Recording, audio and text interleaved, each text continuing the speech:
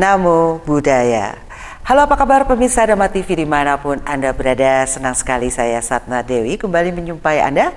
Dan tentunya 1 jam ke depan saya akan menemani Anda dalam acara yang telah kita tunggu bersama-sama, Manage Your Mind. Saya berada di acara Manage Your Mind ini sudah hampir 11 tahun dan saya masih belajar.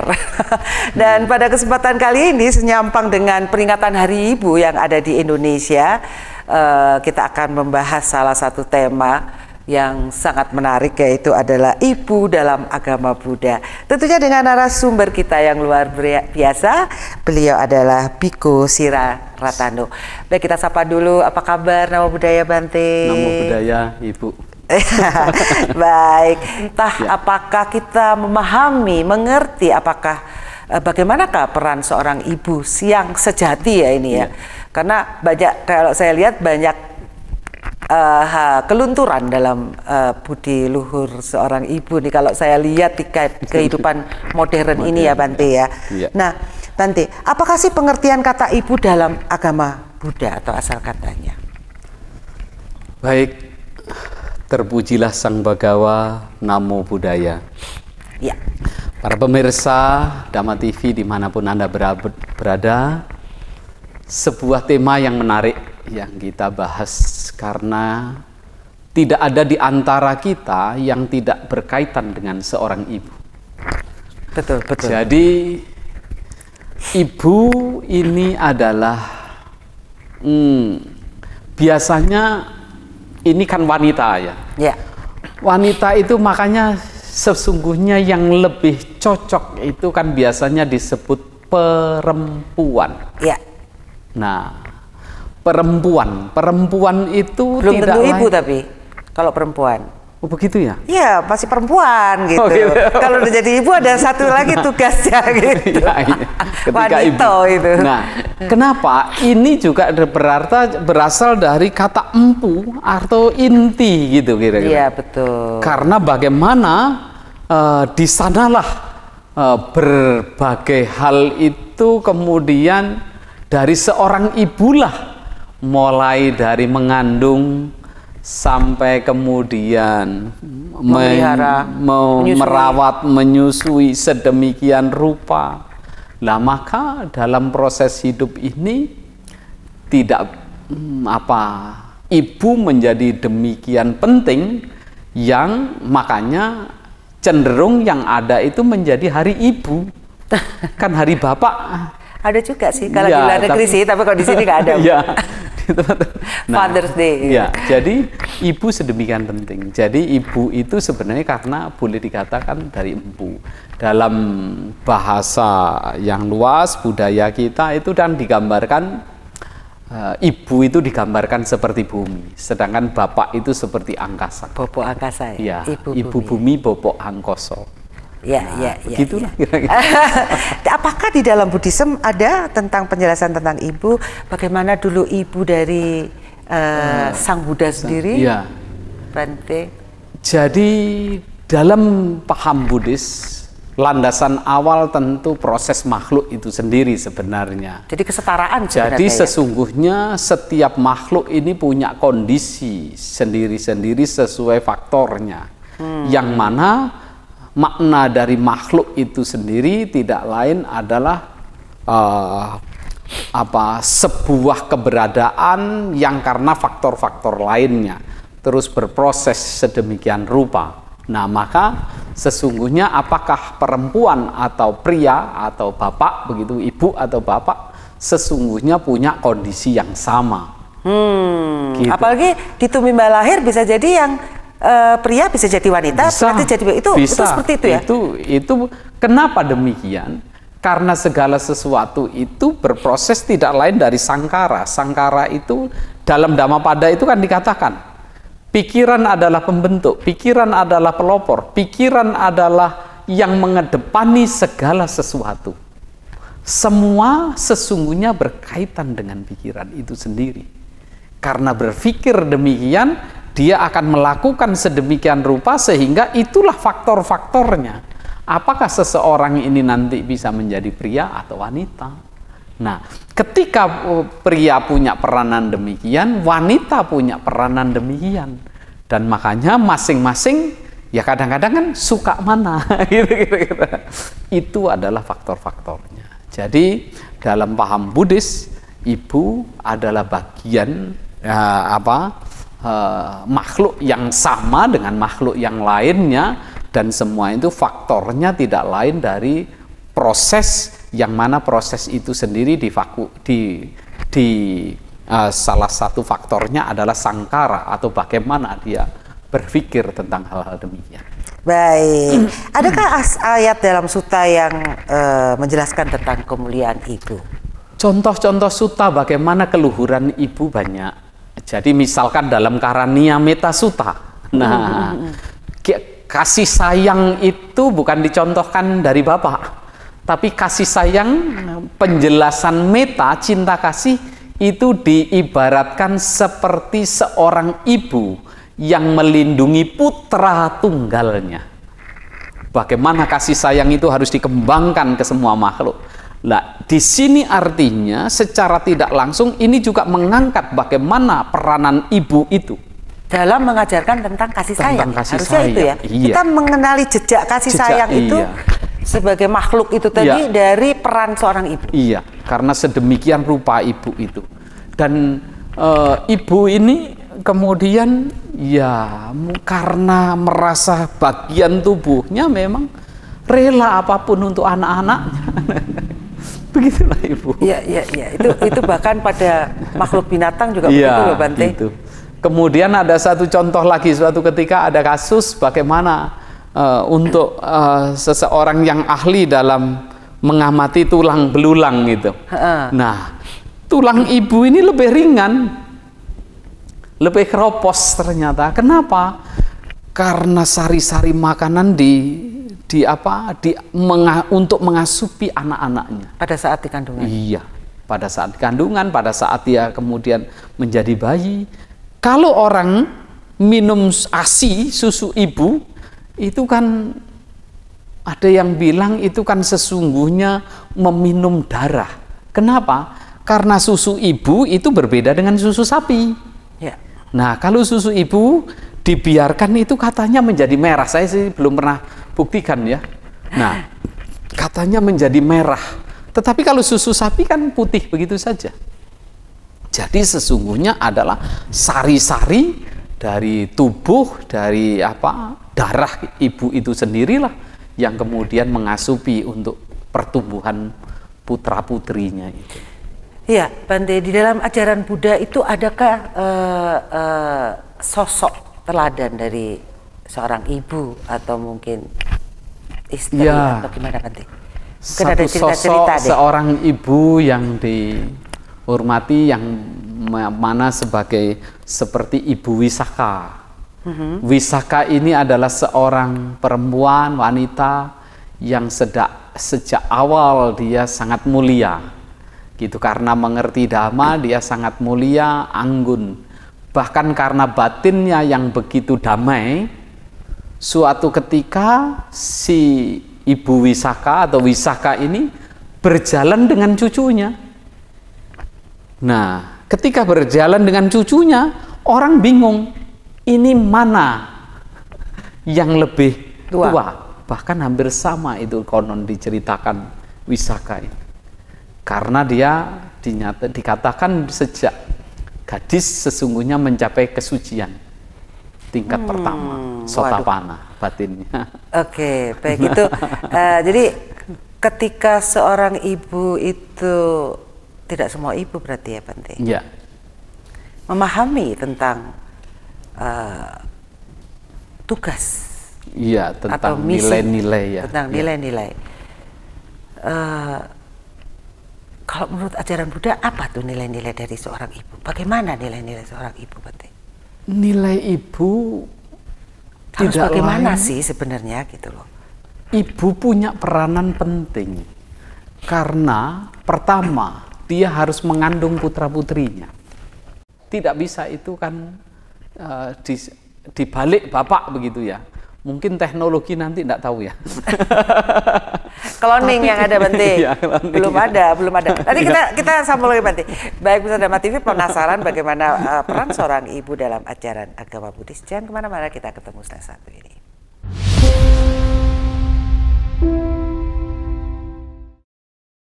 Ya, pemirsa Dharma TV, apa kabar bagi Anda yang baru saja memutar channel kami di Dharma TV lokal? Apa kabar? Semoga Anda semua berada dalam kondisi yang baik dan tentunya siap untuk belajar sebagai pelajar kehidupan. Dan tentunya juga Anda bisa mengirimkan channel Dharma Televisi, channel YouTube Dharma Televisi untuk bisa disebarluaskan kepada sanak saudara ataupun kerabat agar bisa juga belajar bersama tentang apa itu Manage Your Mind. Baik, Bante, tadi kan kita nanya nih, apa sajakah peran ibu menurut ajaran Buddha? Ya, perannya seorang ibu. Ya. Adakah istilah ibu yang buruk dalam pandangan Buddhis juga? Kriterianya gimana, Bante? Ya, jadi sebenarnya siapapun dalam proses hidup ini sesungguhnya masih punya faktor-faktor buruk. Ya. Jadi makhluk hidup itu kenapa berlangsung? Karena punya faktor buruk. Ya. Nah, itulah yang mana maka kemudian tidak terlepas juga seorang ibu punya. Nah, jadi ibu yang tidak artinya yang pernah di suatu ketika di zaman Sang Buddha ada juga seorang ibu yang kemudian membuang anaknya. Sampai sekarang tuh Bante, tetap aja tuh ya manusia ya. Jadi proses-proses demikian itu karena ada segi-segi keburukan dalam hidup kita. Ketika kita melihat bahwa itu tidak cocok, tidak sesuai, ya seseorang bisa menjadi jahat, termasuk ibu itu sendiri. Nah, oleh karenanya itu apalagi maka peranan ibu ketika berkaitan dengan mendidik putra-putrinya. Nah, ketika dia berpikir tentang nilai-nilai tidak bajik, sebenarnya juga menjadi peranan yang sangat negatif. Maka seharusnya memang di Indonesia ini ibu-ibu harus disehatkan. Dalam arti bagaimana disehatkan? Karena berperan sekali dalam pendidikan sebenarnya. Condong dari sekian banyak seorang anak cenderung lebih dekat itu sama ibu kelihatannya. Saya sendiri itu dekat nggak sama ibu? Iya, lebih dekat sama ibu. Karena kebetulan saya juga punya ayah usia 2 tahun sudah tidak ada. Oh, akhirnya jadi ke mau ibu tidak ya. mau ibu. Jadi betul. Saya melihat sedemikian, berusaha sekokoh demikian gitu. Wah, saya bayangkan tidak mudah dan saya membayangkan, setelah mengerti, dulu saya protes juga sama ibu. Suatu masa sempat juga rasa marah karena banyak hal kok orang lain begini kita begini gitu. Tapi suatu ketika, tahu. Baru mengerti saya dalam kandungan itu ayah juga dalam kondisi kurang sehat, tidak dalam kondisi sakit gitu kira-kira. Kemudian masih kecil ibu saya harus ngurusi anak-anaknya, bapak ndak ada. Nah, jadi pantesan. Nah, ketika mengingat begitu ya maka timbul bagaimana ternyata perjuangan seorang ibu demikian gitu. Dan saya ingat bagaimana hal-hal yang menjadi bisa saya teladani sampai hari ini, hal-hal yang katakanlah luar biasa ketangguhannya itu dalam menghadapi berbagai proses untuk menjaga anak-anak dan melindungi anak-anaknya. Apa Bante yang sangat berkesan? Yang sangat berkesan bagi saya adalah ibu itu apapun dilakukan. Jadi dengan untuk menghidupi itu ya ke pasar namanya ibu, apapun di kebun itu dipetik, bagaimana ini bisa jadi uang begitu. Nanti ditukar. Nah, itu yang tidak bisa kita lupakan tentunya dengan kondisi saat itu ya. Jadi kegigihannya itu bagi saya tidak bisa dilupakan. Dan kemudian selalu menjaga tidak tidak gampang menyerah begitu. Itu yang saya lihat, tidak gampang menyerah. Mungkin ini di Hari Ibu ini kita bisa merasakan ini tadi, Bante. Saya juga bisa merasakan. Semua mungkin pemirsa akan bisa merasakan bagaimana perjuangan seorang ibu ya, ketika dia melahirkan dengan taruhan nyawa, kemudian dia harus bertanggung jawab terhadap apa yang sudah dilahirkan ini. Makanya kalau ada seorang ibu yang kemudian meninggalkan anaknya di parit lah, di pasar, mungkin dia sedang berkecamuk itu tadi, gelisah, tidak sesuai harapan, tidak bisa menerima. Jadi sebenarnya begitu, ibu ini sangat penting bagi anak-anak, dan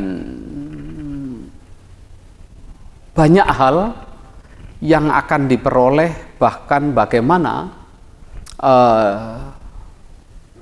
dalam kehidupan kita itu, ibu itu yang lebih lagi bisa merangkap apapun. Jadi bisa merangkap apapun. Bisa jadi bapak, itu banyak yang ibu-ibu jadi bapak juga. Bapak belum tentu bisa jadi ibu ya, ya, Bante. Bapak tidak bisa sulit jadi ibu. Apa yang membuat Bante memutuskan jadi seorang biku? Ternyata. Ya salah satu ketika kenapa menjadi seorang biku, suatu ketika ibu pun memang tidak mengizinkan. Oh gitu ya? Iya, saya pun pada mulanya berat. Tetapi saya melihat bahwa bukan jaminan ketika saya membayangkan begini. Kalau saya punya pasangan yang baik, oke, pasti baik. Tapi bagaimana saya bisa memastikan ketika punya pasangan hidup nanti harus bertentangan dengan ibu, bertentangan dengan saudara. Saya dulu, nah ini, asik. Gak apa-apa, Bante. Kita buka-bukaan deh ya. Ya kalau dulu gimana dulu? Sudah punya calon nih ceritanya. Suatu ketika kalau saya kenal, mulai agak serius dulu, ini masih muda dulu ya.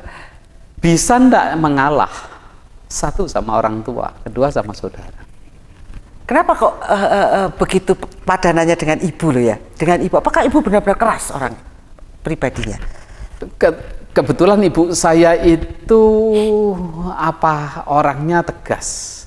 Saya belum pernah semacam dipeluk, dicium, begitu ibu tidak biasa. Oke. Orang lain justru, gitu. Yang tetapi bagaimana kita melihat peranan ibu itu, saya selalu berpikir ke sana.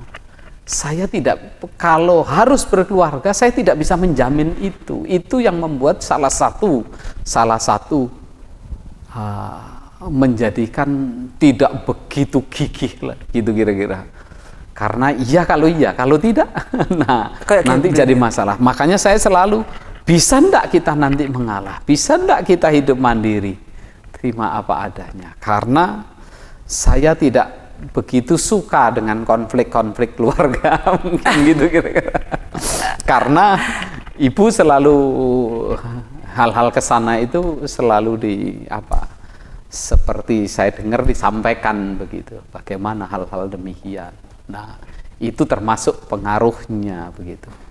Dan ya suatu ketika pernah juga mendengar bagaimana seorang anak memperlakukan ibu. Ada seorang ibu yang karena, ya tentu ini karena kotoran batin ya, karena kegelapan batin, ada juga seseorang yang tega dengan ibu. Tapi itu sebenarnya kalau kita harusnya normal, mau belajar, ya sungguh begitu tindakan buruk. Karena dalam Dhamma, ibu dan ayah itu seperti dewa, setara dengan dewa. Maksudnya apa nih, setara dengan dewa? Jadi kalau kita melakukan kebajikan, perbuatan baik, melindungi ibu, menyokong ibu, itu sama halnya kita memuja dewa. Apa hasilnya? Nah, tentu hasilnya, dampaknya itu sangat besar karena itu bagian dari faktor-faktor berkaitan dengan garuka kama. Garuka kama itu perbuatan besar. Jadi misalkan sama-sama kita memberikan satu botol air, satu gelas air.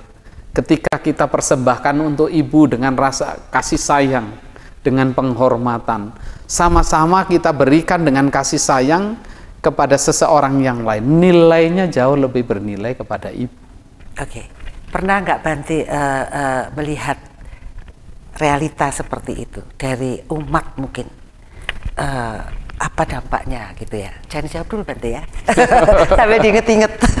Baik, Pemirsa Dhamma TV, jangan kemana-mana, kita akan bahas setelah yang satu ini.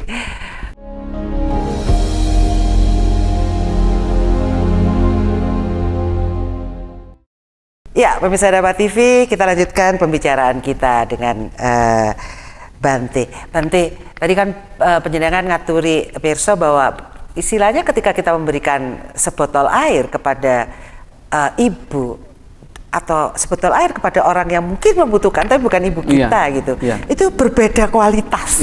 Itu gimana Bante? Mungkin ada contoh-contoh kah Bante, atau mungkin Bante mengalaminya sendiri? Ya, jadi berkaitan dengan hal ini, saya sendiri karena pernah ya katakanlah punya ibu, banyak hal sebenarnya berkaitan seperti apa ya, dulu katanya kalau saya tempat jauh gitu, kalau ibu sudah sering mondar-mandir di depan, itu sebenarnya mungkin rindu. Nah itu bahkan suatu ketika ada tetangga, nah itu pasti anaknya mau pulang tuh, gitu anaknya mau pulang. Kemudian ada sebuah kejadian juga, entah atau benar atau apa, kami di Jawa biasanya kan ibu punya syarat-syarat kalau kita mau pergi gitu, anak laki-laki itu biasanya ada syarat dilangkai atau apa, dibuatkan ikatan tertentu gitu. Oh, itu Jawa banget ya? Nah ini di Jawa ya. Jawa. Nah itu beberapa kali saya ada rasa misalkan sembarangan di satu tempat, kemudian mimpi buruk. Berkali-kali ketika saya menghadapi hal-hal buruk itu, suatu ketika pada saat saya dikejar lari itu, nanti tiba-tiba ada ibu, saya bersembunyi di baliknya, ini tapi mimpi ini. Tapi itu berkali-kali. Kayak melindungi gitu ya? Kesan saya jadi begitu, tapi ini namanya sebuah cerita saja ya. Jadi, tapi itulah yang saya alami gitu. Jadi berkali-kali ketika sampai mimpi buruk begitu, sering kali ibu menampakkan. Dan itu pada saat itu nyata, saya kemudian berikutnya merasa punya kekuatan, merasa punya keberanian biasanya.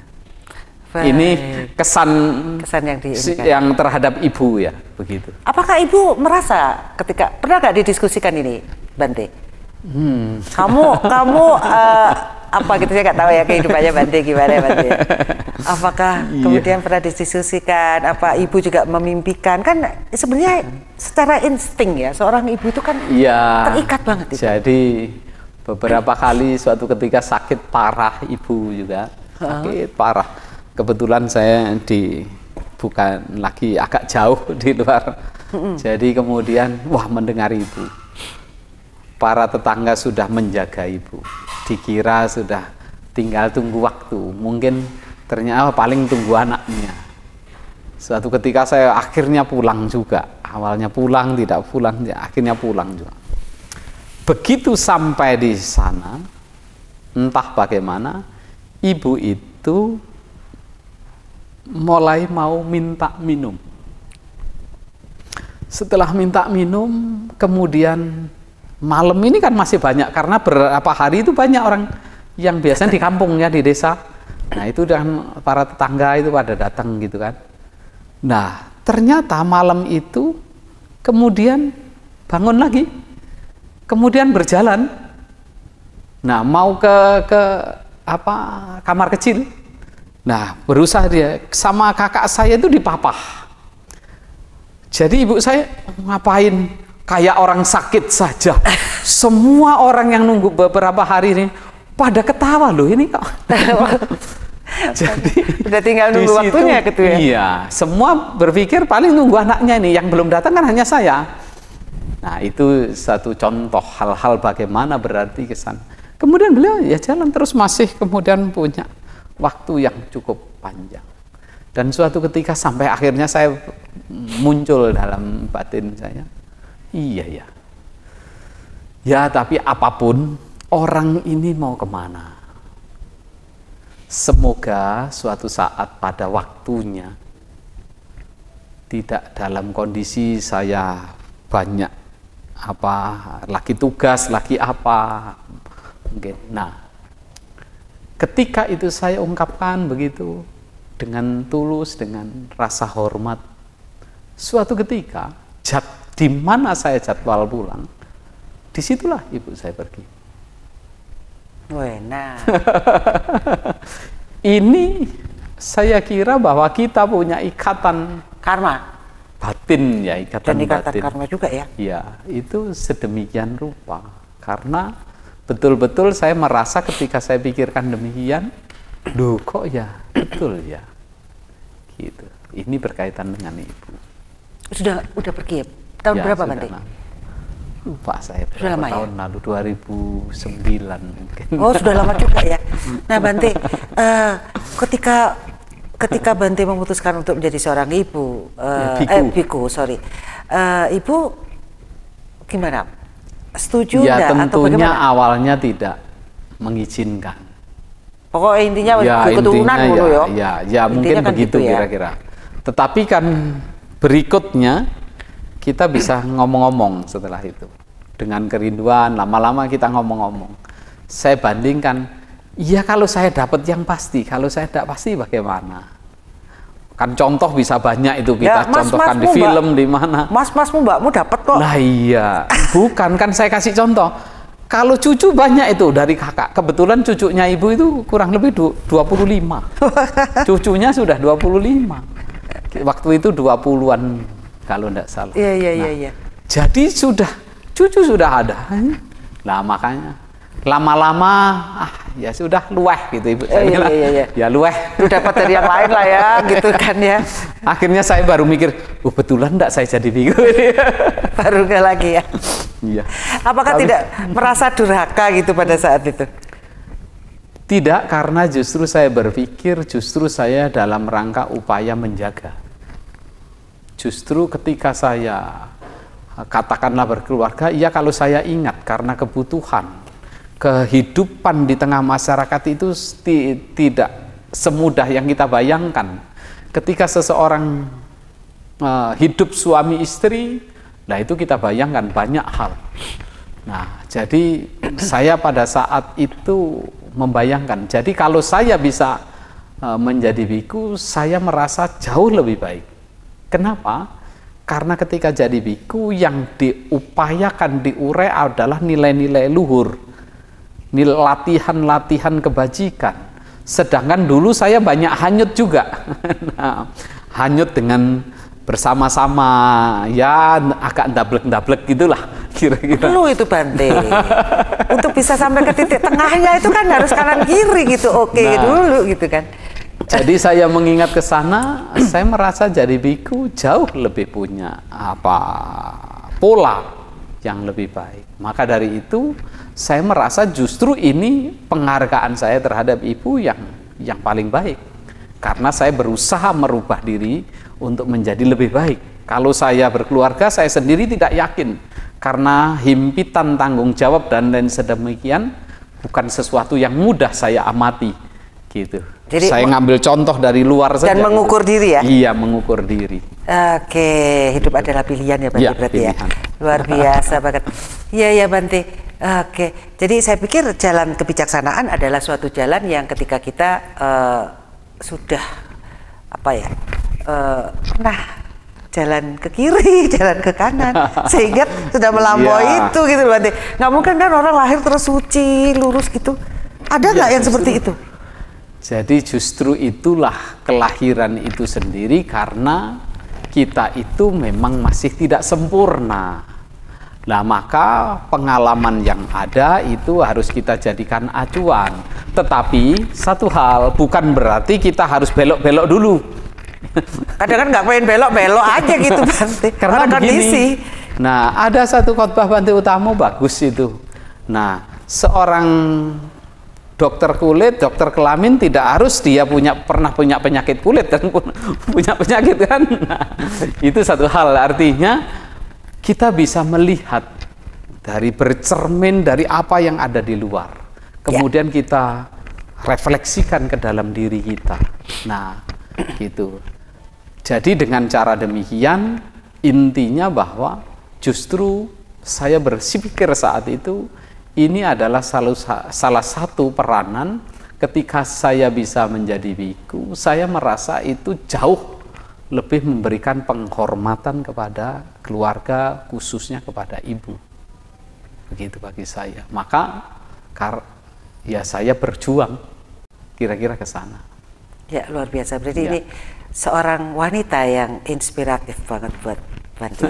Iya dong. Iya dong Bante. Gak ada suara, gak ada lagi nih. Baik, Wisudawan TV kita akan lanjutkan di segmen berikutnya. Jangan marah-marah.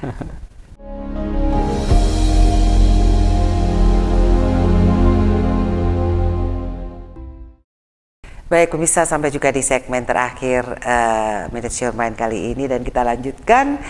Ya Bante, apakah berbakti kepada ibu itu merupakan salah satu bentuk ibadah? Dan bagaimana sih bentuk bakti yang benar seorang anak terhadap ibunya? Ini mungkin pemirsa ingin tahu juga bagaimana di dalam Buddhism atau pengalaman Bante. Hal-hal ini adalah seperti yang tertuang dalam Sigaluwada Sutta. Bagaimana seorang anak berbakti kepada orang tua. Jadi tidak lain seorang anak ketika bisa menjaga, merawat nilai-nilai luhur itu sendiri. Intinya begitu. Bagaimana dia melakukan nilai-nilai luhur. Jadi salah satu dalam Dhamma, nilai luhur itu diumpamakan begini. Sesungguhnya kita baru bisa membalas jasa orang tua ketika bisa membuat diri ini mengerti Dhamma, mengerti kebenaran. Nah, walaupun kita diumpamakan memanggul ayah dan ibu kita di bahu kita berjalan sepanjang waktu, sesungguhnya belum timpal membalas jasa kepada orang tua kita. Tetapi pada saat kita mampu mengerti kebenaran, menjalankan kebenaran, kemudian bisa memberikan arah masukan kepada ibu kita, pada saat itulah jasa itu baru setimpal. Karena membuat sebuah kekuatan batin, gitu. Membuat ketentraman batin. Itulah jasa yang setimpal kita kepada ibu. Jadi kita hendaknya dalam hal ini, saya punya prinsip begini. Kita boleh berkata tegas kepada orang tua, ibu kita, ayah kita. Tetapi jangan sampai kita kehilangan hormat kita. Gitu. Biasanya orang kadang-kadang kan memang ada kalanya bisa saja orang tua itu kan tetap tidak sempurna. Nah, jadi di zaman Sang Buddha juga ada.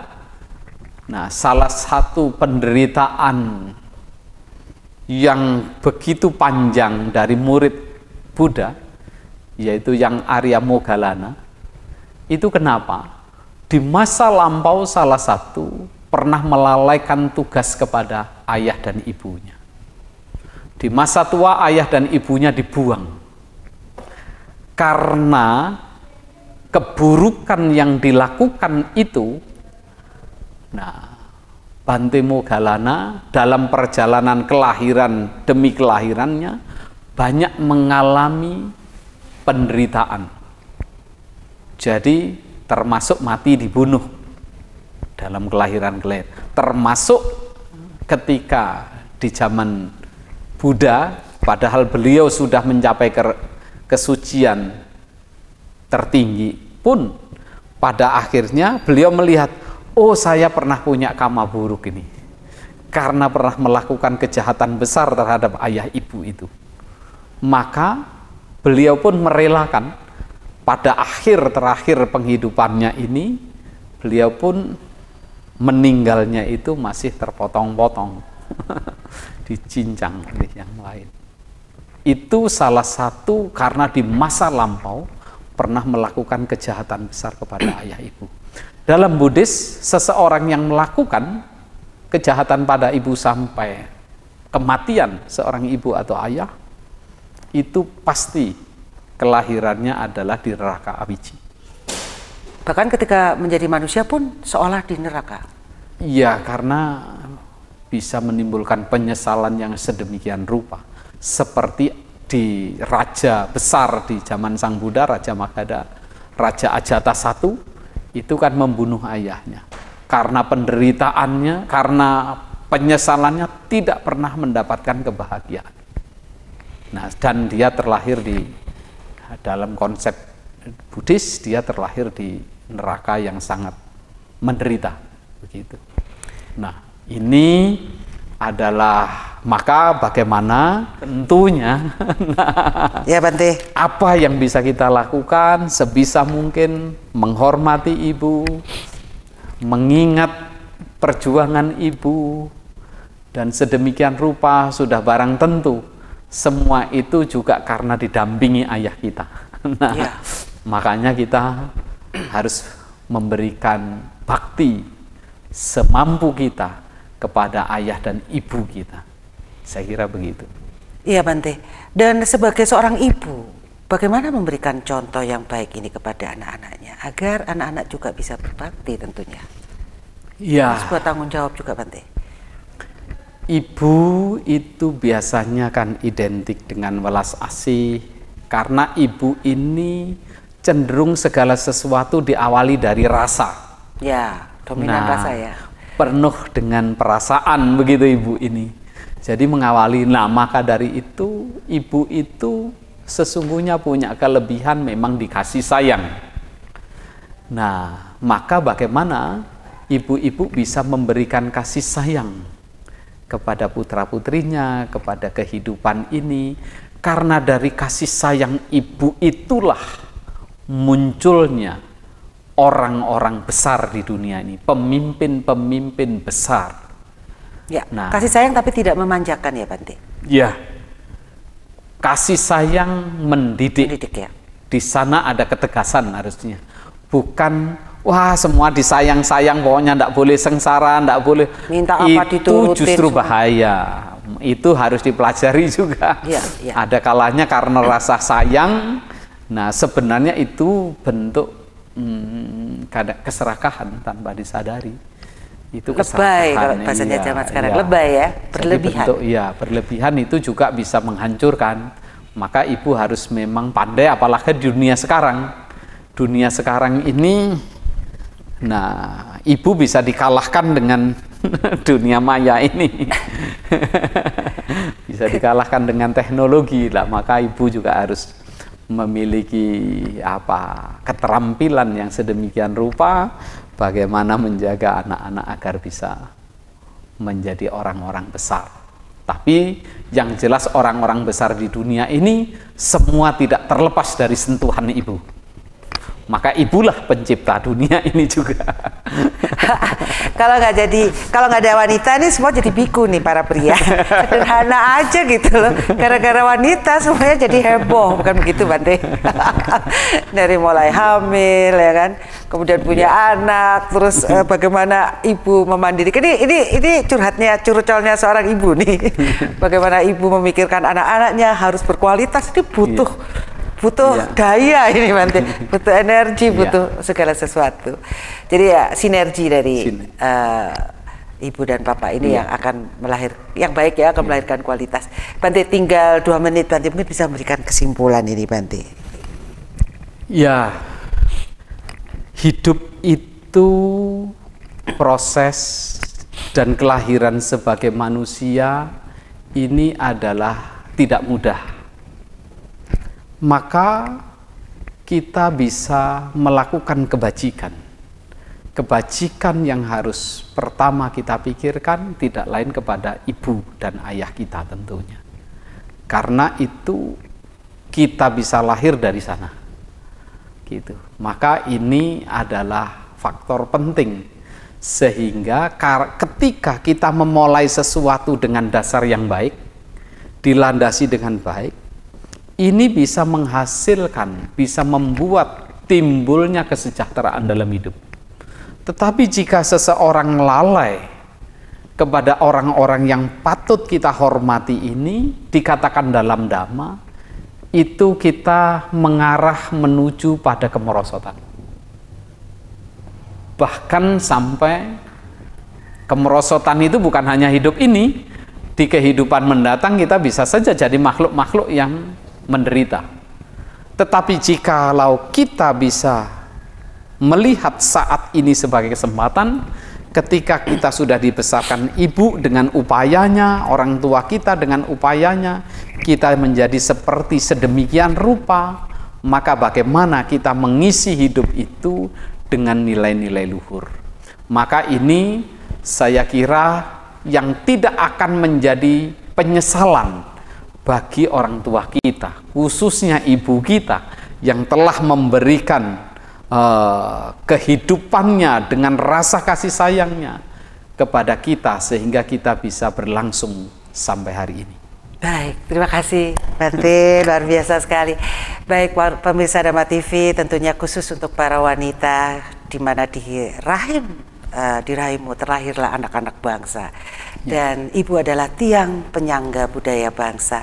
Bagaimana melahirkan keturunan-keturunan yang berkualitas, unggul, berbudi pekerti luhur, tentu ada di tangan para ibu. Sebuah tanggung jawab yang harus kita selesaikan. Semoga itu ketika akhir hayat kita berpindah alam nih, kita bisa jadi lulus dengan nilai yang memuaskan gitu ya, kira-kira ya Bante ya.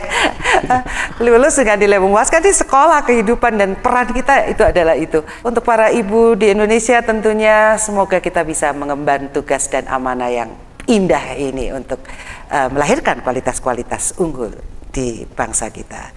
Saya Satna Dewi beserta kru Dhamma TV mengucapkan banyak terima kasih dan mohon maaf jika ada salah kata. Kata akhir saya, semoga semua makhluk hidup berbahagia.